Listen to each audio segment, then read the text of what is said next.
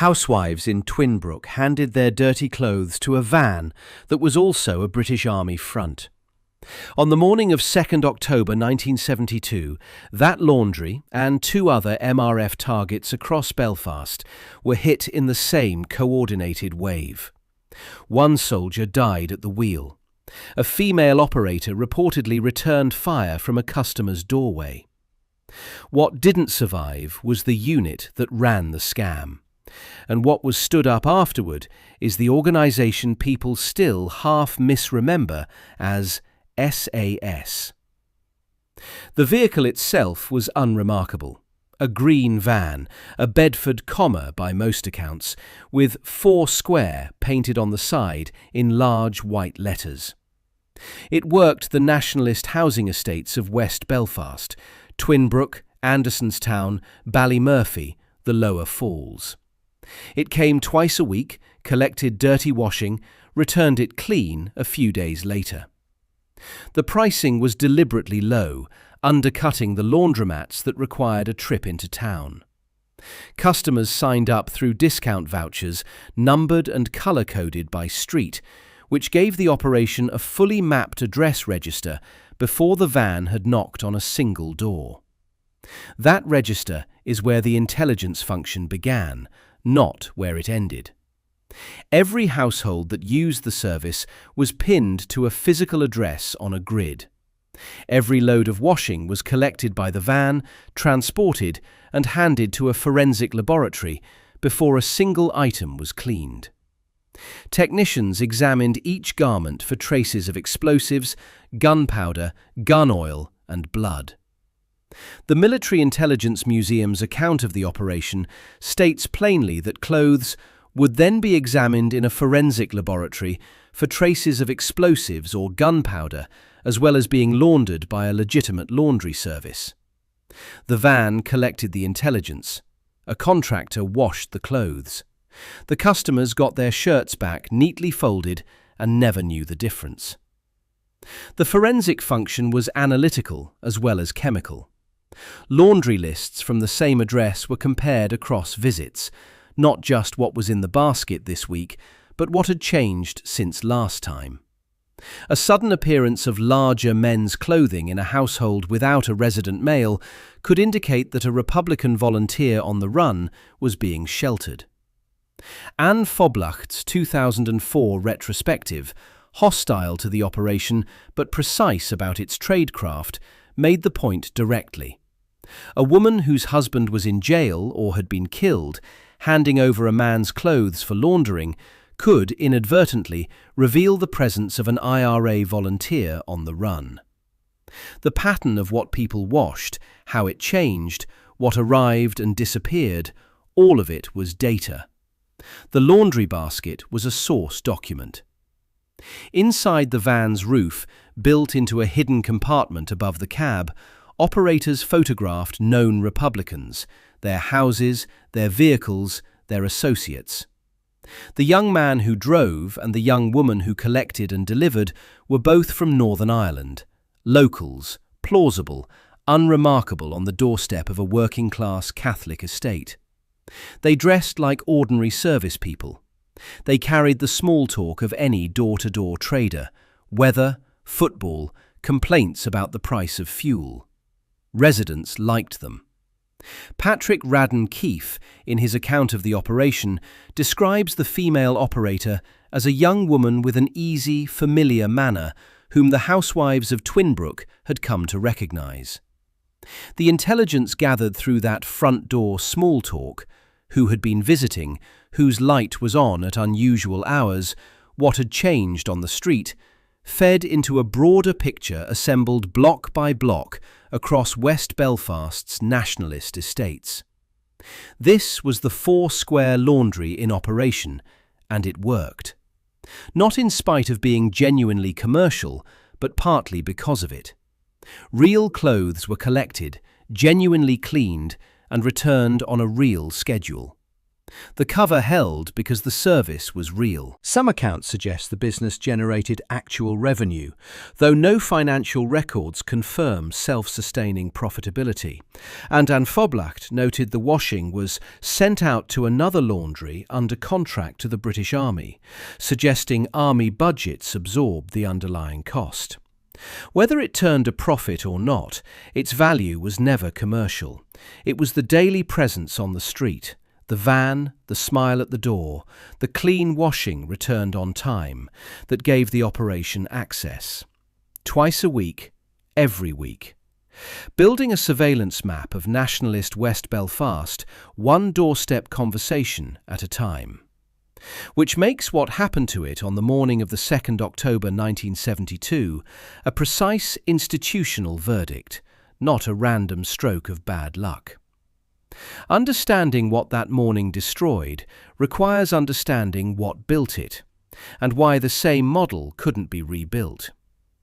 The Military Reaction Force had been established in mid-1971, growing out of an earlier counter-bombing unit in Belfast and placed under 39 Infantry Brigade, commanded by Brigadier Frank Kitson. Kitson had spent the preceding decades developing counter-insurgency doctrine across multiple colonial campaigns, Kenya, Malaya, Cyprus, and his experience with pseudo-gangs and turned agents shaped the MRF's fundamental architecture. The concept was direct. Get inside the enemy's networks using their own people against them. The unit consisted of roughly 40 soldiers, hand-picked from across the British Army, based at Palace Barracks in Holywood on the outskirts of Belfast. They worked in plain clothes, drove unmarked civilian vehicles, and carried Browning pistols and Sterling submachine guns. The first commander was Captain Arthur Watchus. In June 1972, he was replaced by Captain James McGregor. The official government description, issued by Junior Defence Minister Jeremy Hanley in a parliamentary written answer in March 1994, 22 years after the fact, framed the MRF as a straightforward surveillance unit. A small military unit which, during the period 1971 to 1973, was responsible for carrying out surveillance tasks in Northern Ireland in those circumstances where soldiers in uniform and with army vehicles would be too easily recognised. An internal army document from July 1972 was similarly contained, specifying that MRF tasks were to be passive, i.e. surveillance, and operations conducted in plain clothes. The operational reality was considerably more aggressive, and the gap between the official framing and the documented activity would become one of the reasons the unit couldn't simply be patched and continued. The MRF conducted drive-by shootings in Catholic areas of Belfast through 1972, a pattern of extrajudicial activity that its own former members admitted to publicly. One, speaking to BBC Panorama's 2013 documentary, said, "We weren't there to act like an army unit, we were there to act like a terror group." On the 12th of May 1972, an MRF team shot dead Catholic civilian Patrick McVeigh at a checkpoint manned by the Catholic Ex-Servicemen's Association in Andersonstown, wounding 4 others. The Army's public statement initially attributed the shooting to loyalists. An inquest confirmed it had been the MRF. On the 27th of September 1972, 5 days before the Foursquare laundry ambush, the unit shot dead Daniel Rooney while he stood on a street corner at St James's Crescent in the Falls district. Forensic tests found no firearms residue on the dead man. The 6 soldiers involved gave their statements to the inquest in written form, referred to only by initials. A Ministry of Defence review of the unit concluded the MRF had no provision for detailed command and control. This wasn't a minor administrative gap.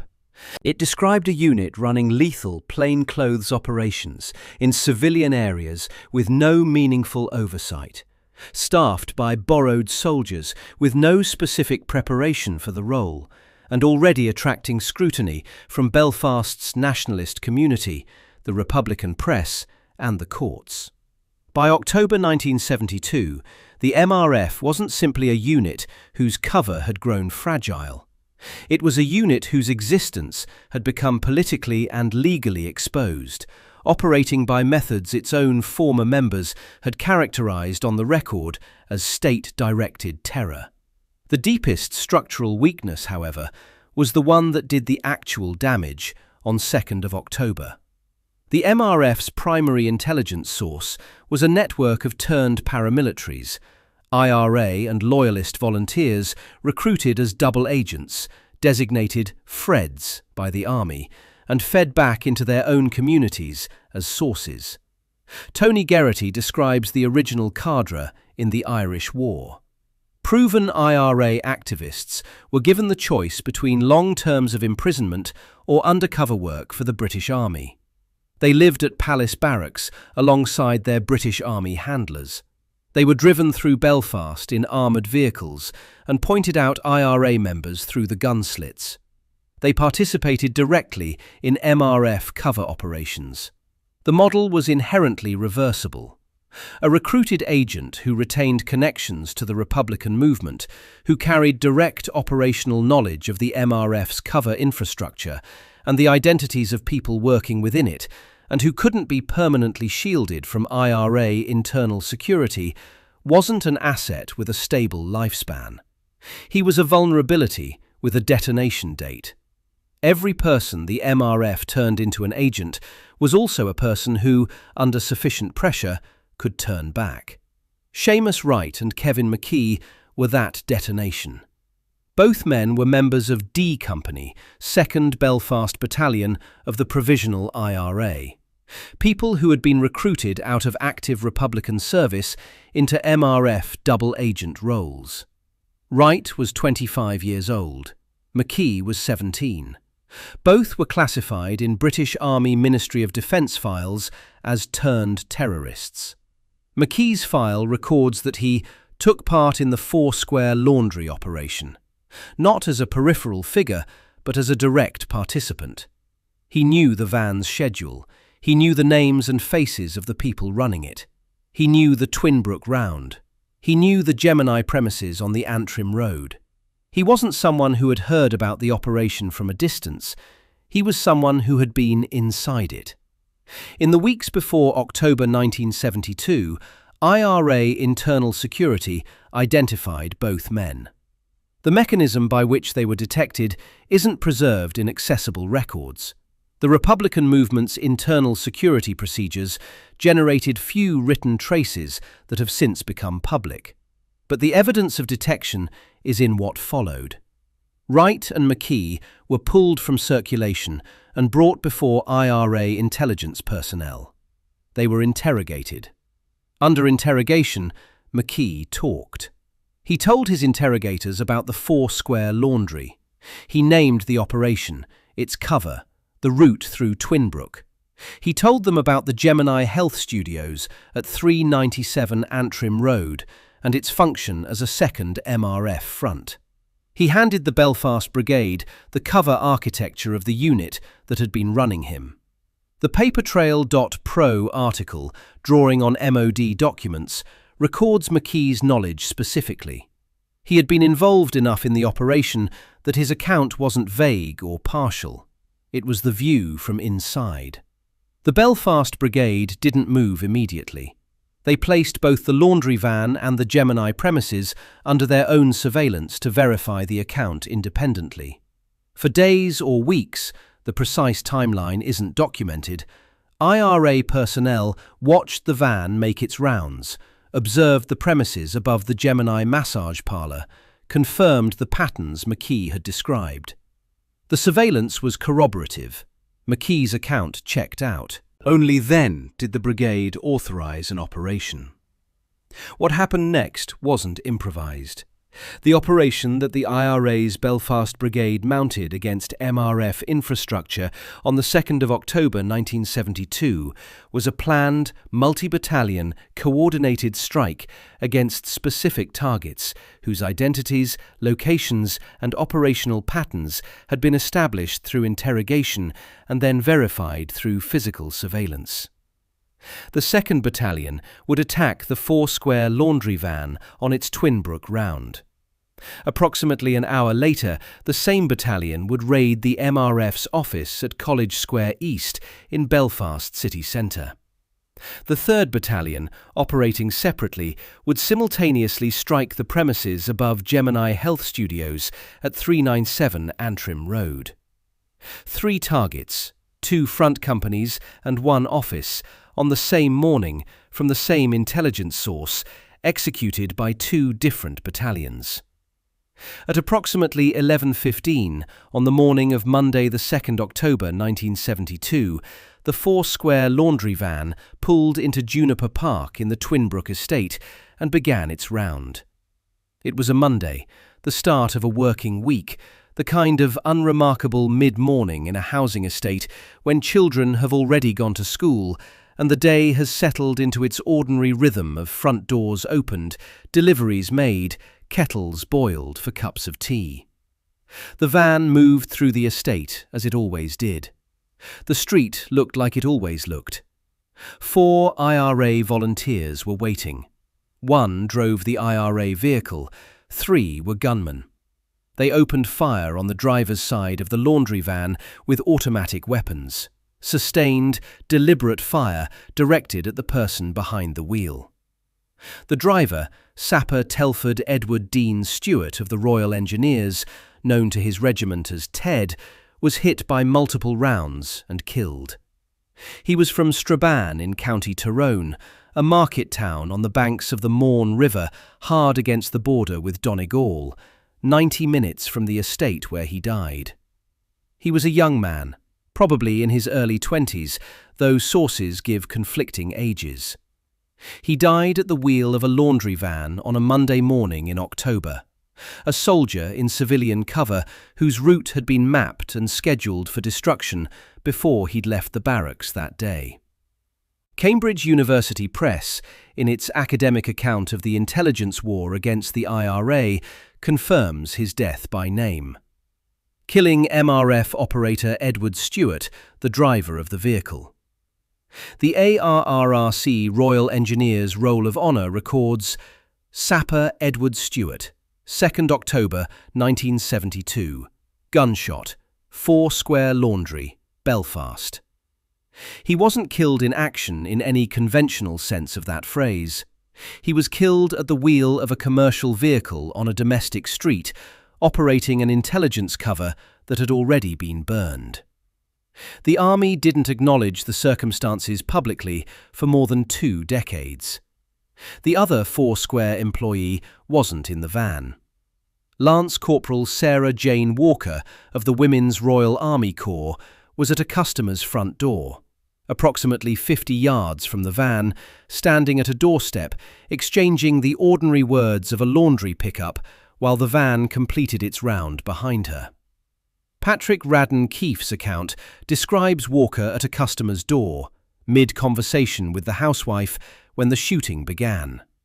Walker turned. She saw gunmen with automatic weapons firing into the driver's side of the van. The driver was already down. What happened in the seconds after that is where the accounts diverge. Pro-British sources, including the Military Intelligence Museum's published history, state that Walker drew her service pistol, a Browning, and returned fire at the attackers, who broke off. The coffee or die account describes a more ambiguous moment. One gunman turned his weapon toward her, and she pushed the housewife away from the doorway and moved clear of the line of fire. Anne Foblacht, drawing on Republican accounts of the operation, describes her running into the house, telling the residents it was a loyalist attack, being given brandy and a sedative while she waited for collection. Both versions converge on the aftermath. She was sheltered inside a local home by residents who didn't know her actual identity, and she was subsequently collected by plainclothes RUC officers who arrived to extract her. She survived the ambush. Stewart didn't. The name most consistently cited in mainstream and military-affiliated sources is Sarah Jane Walker, though the researcher Alan Malcher noted in 2023 that this name is not thought to be her real name, used for security reasons throughout her service.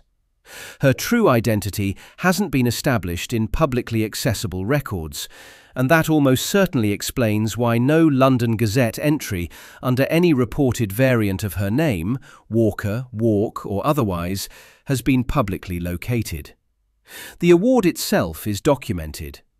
The Military Intelligence Museum records that she received the Military Medal, described as the first such gallantry award to a Women's Royal Army Corps member for undercover service in Northern Ireland.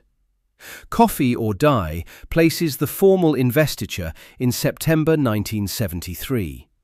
At least one other source cites an MBE rather than the Military Medal, and the discrepancy has never been resolved through accessible public records. What the pseudonym protocol makes clear is that the security apparatus around her identity remained intact long after the operation ended.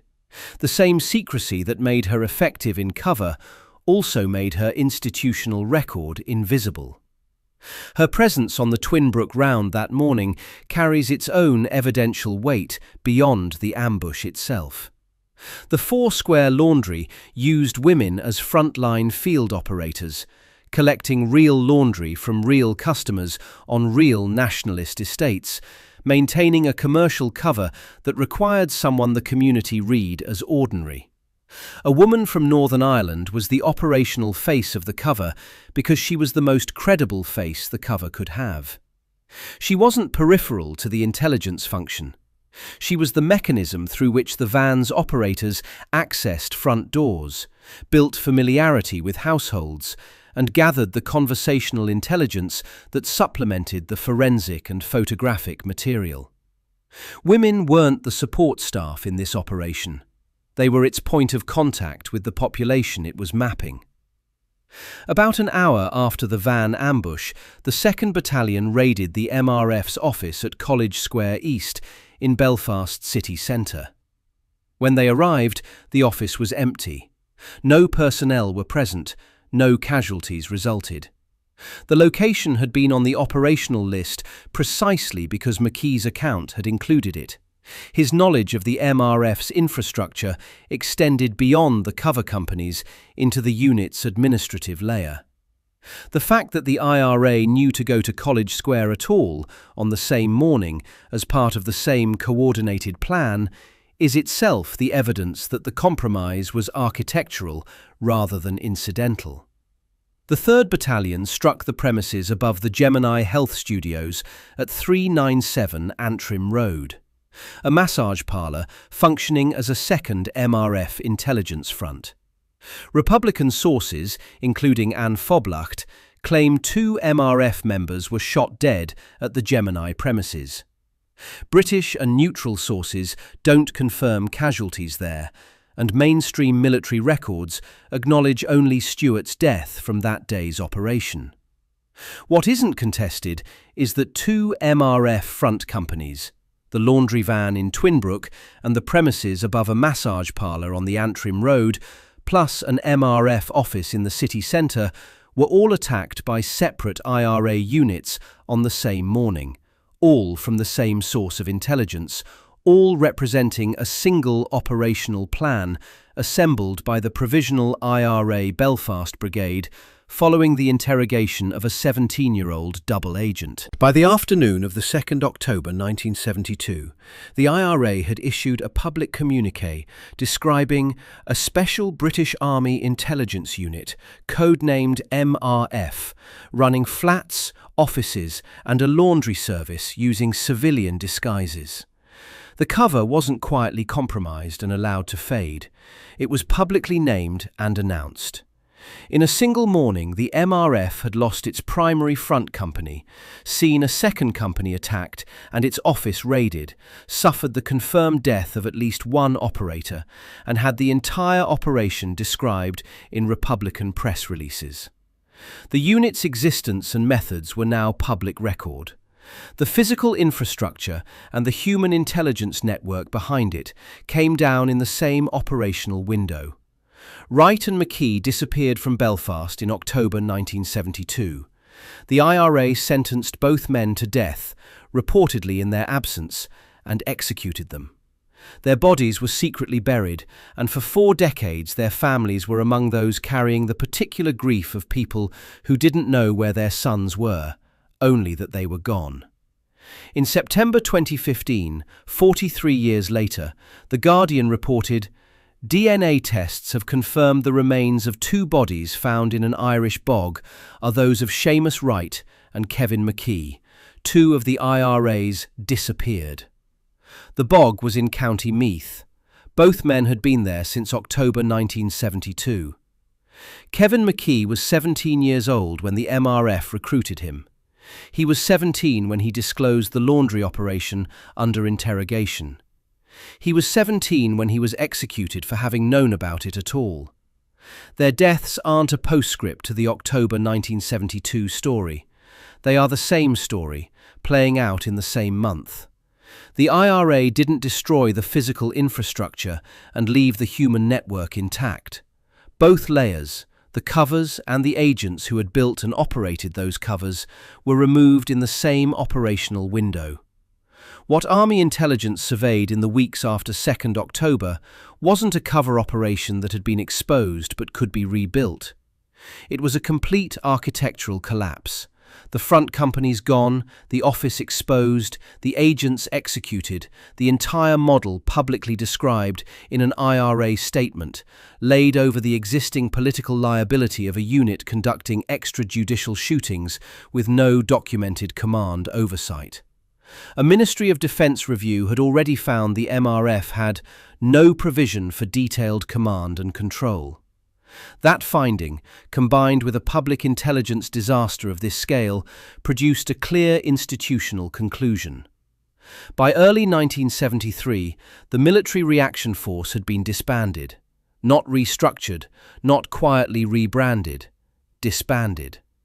The Springer academic volume on Northern Ireland's security history states it was discontinued and the MRF disbanded in early 1973.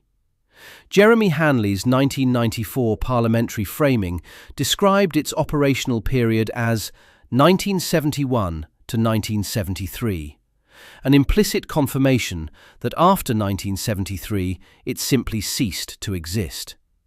The Military Intelligence Museum states directly that the October 1972 attack contributed to MRF's disbandment. Mark Urban's Big Boys Rules confirms the double-agent pathway as the proximate mechanism. Its cover was blown by a double agent. The van was ambushed in the Twinbrook Estates in Belfast.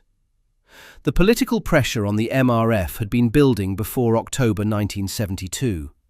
The Andersonstown shooting, the McVeigh killing, the pattern of drive-by attacks that former members had described in terms of deliberate terror, none of that had produced a formal dissolution. October 1972 added something the accumulating political controversy had not: operational proof. The turned agent pipeline, the model's core mechanism for generating inside intelligence, had been exploited to map and destroy the unit's entire cover infrastructure in a single morning. The model had eaten itself. The Army now had a unit that was simultaneously politically exposed, operationally destroyed, publicly identified, and built around a structural flaw: the reliance on turned agents with comprehensive access to cover operations that had just been demonstrated in the most visible possible way. The institutional response wasn't to patch the model, it was to end it. The question for Army intelligence became what to build in its place, and more specifically, who should design it. The SAS's involvement in assessing the MRF appears to have begun before the formal disbandment. Former SAS soldier Ken Connor states he was part of a three-man team sent to evaluate the military reaction force in 1972. That assessment team placed SAS eyes on the unit's operations, its methods, and its structural problems before the October attack produced its final verdict. When the Army decided to rebuild covert surveillance capability from scratch, it turned to the institution whose people had already been studying the predecessor's failures. 14 Intelligence Company, initially designated the Special Reconnaissance Squadron when formed in early 1973, was selected and trained by a dedicated training wing of 22 SAS. SAS officers formed the unit's command structure. 3 detachments were established to cover Northern Ireland, each known simply as the Det. The operational identity was intelligence, not special forces. The unit's official cover designation was 14 Field Security and Intelligence Company, and it sat within the Army Intelligence Corps, not within any special forces chain of command. Wikipedia's entry on its successor, the Special Reconnaissance Unit, states the institutional identity plainly: a unit of the British Army's Intelligence Corps. The contrast with the MRF in design terms was deliberate and specific. The MRF had been 40 soldiers borrowed from across the British Army, taken from their regiments, given minimal preparation, dropped into the most complex and hostile operating environment in the United Kingdom, and asked to sustain civilian cover without the training infrastructure to do it reliably. The Det used a rigorous selection and training process built and administered by SAS personnel. Candidates from all ranks and corps, men and women, went through assessment before they were placed anywhere near a covert role. Not everyone who wanted to serve passed. The selection existed because the MRF had demonstrated, conclusively, what happened when the people inside the covers weren't specifically prepared for the psychological demands and OPSEC discipline that sustained deep cover required. The Pat Finucane Centre's research on undercover military units includes an internal account from someone who watched the MRF operate and then saw what replaced it. The account makes the corrective logic explicit. The MRFs were run without any proper training because soldiers were borrowed from other areas and put into these units. It was done as an experiment and in some ways worked well, but it also had great weaknesses, which were exposed by the Foursquare laundry incident. They were eventually, after a couple of developmental stages, replaced by 14th Intelligence. The structural failure that made Wright and McKee such a catastrophic liability, a single agent with comprehensive operational knowledge of the cover infrastructure, was addressed by building a unit whose operators were prepared to a standard where cover integrity didn't depend on the silence of any individual under pressure. The selection process, the SAS training framework, the command relationships, the intelligence-only mandate, each of those elements addressed a specific failure the MRF had demonstrated.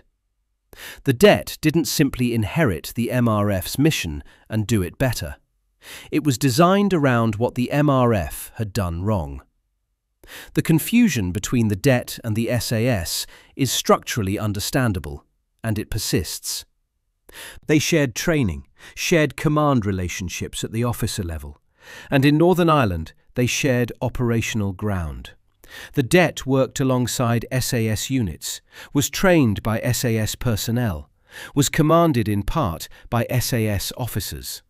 People following intelligence coverage of the Troubles in real time, or in the decades of journalism and memoir that followed, spoke of both units in the same breath, and the overlap made the conflation easy. Accounts of Det operations sometimes appeared in press coverage attributed to the SAS. Former operators have at times let that attribution stand rather than correct it. The popular impression of the debt as some variety of SAS isn't accidental confusion. It reflects a genuine operational intimacy between the two organizations. But the origin stories are entirely different. The SAS existed long before the Troubles and had been conducting special operations across 3 decades and multiple theatres by the time the debt was created. The debt was created specifically because the Troubles had destroyed its predecessor in a morning.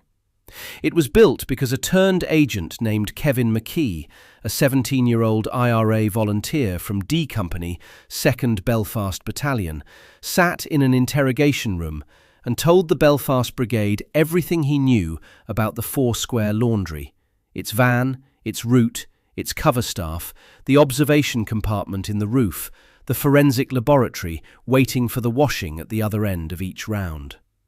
The debt is the institutional answer to that interrogation. It's an intelligence corps unit the SAS was tasked to build, not an SAS unit operating under a different name. A green Bedford comma worked the Twinbrook estate twice a week in 1972, collecting dirty washing from nationalist households, photographing Republicans from a hidden roof compartment, forwarding garments to a forensic laboratory before any of them were cleaned, building a surveillance map of West Belfast inside an ordinary commercial cover. The people who handed over their washing didn't know what the van was. The people in the van knew exactly what it was. One of them was Sapper Telford Edward Dean Stewart, a Royal Engineers soldier on secondment from Strabane, driving around through Juniper Park on a Monday morning in October. He was killed at the wheel before the round was finished. The woman at the customer's front door, Lance Corporal Sarah Jane Walker, Drurak, operating under a name that probably wasn't her real one, survived the ambush and received a gallantry award the following year that couldn't be gazetted under any name the public has been given. Kevin McKee, the 17-year-old who had worked inside the laundry operation and disclosed its existence under IRA interrogation, was executed and buried in a County Meath bog, where his remains lay unidentified for 43 years until DNA testing confirmed them in September 2015. Seamus Wright, 25 years old, was buried in the same place. 3 IRA targets, the van on its Twinbrook round, the premises above the Gemini massage parlour at 397 Antrim Road, and the MRF office at College Square East, were all struck on the same morning from the same intelligence source, planned and executed with the precision of an operation whose planners had done their verification work before they ever moved. By early 1973, the MRF was gone. 14 Intelligence Company was the institutional answer to that morning. Selected under SAS authority, trained by an SAS training wing, commanded in part by SAS officers, housed within the Intelligence Corps' organizational structure, and built around a theory of operator preparation and cover discipline that the MRF had never possessed and had paid for in operational catastrophe. The debt ran effective covert surveillance operations in Northern Ireland for the next 2 decades. Operations that, because they were conducted properly, generated far less public exposure and far fewer institutional disasters than its predecessors' 18 months of existence had produced. Its story isn't a mythology of elite invention. It's the record of what the British Army built when the previous model had burned in a Twinbrook housing estate on a Monday morning, and when the people responsible for rebuilding had enough of the wreckage in front of them to understand exactly what had gone wrong. The unit people still half misremember as SAS is the institutional scar left by that ambush.